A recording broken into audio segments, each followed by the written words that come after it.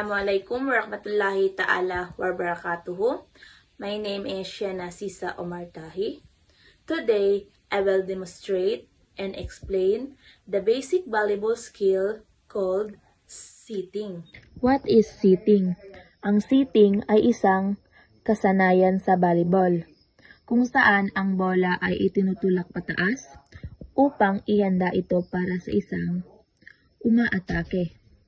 Kadalasan, ginagawa ito sa center upang tulungan ang kanyang kakampi na i-spike ang bola.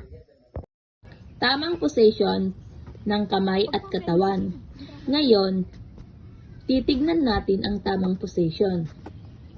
Tumayo ang mga paa ay magkalayo ng kasing lapat ng balikat. Bahagyan, ibaluktot ang mga tuhod. Panatilihin, relax, at balance ang iyong katawan. Ipapakita ang mga kamay. Itapat ang mga kamay sa itaas ng noo. Ihiwalay ang mga daliri na parang bumubuo ng tatsulok o bilog. Ang iyong mga hinlalaki at hintuturo ay dapat gumawa ng hugis tatsulok. Huwag hayaan dumikit ang palad mo sa bola. Gamitin lamang ang dulo ng iyong mga daliri.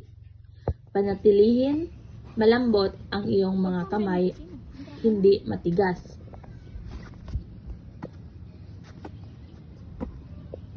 Simpleng demonstration. Ngayon, ipapakita ko ang pangunahing pag-set.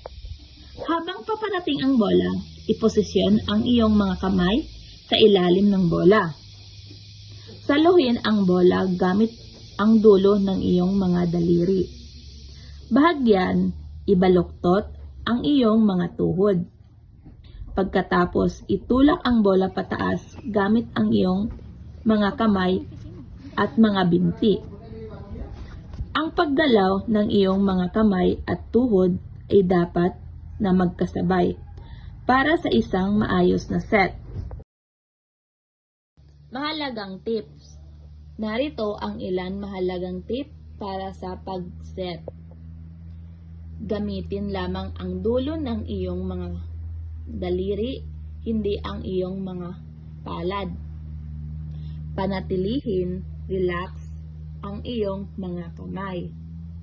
Luna ang iyong mga braso pataas pagkatapos itulak ang bola. Ipagtugma ang iyong mga tuhod at kamay. Tignan ang iyong target upang makontrol ang direksyon ng bola. At iyan ang mga tamang paraan upang mag-perform ng seating sa volleyball. Thank you for watching!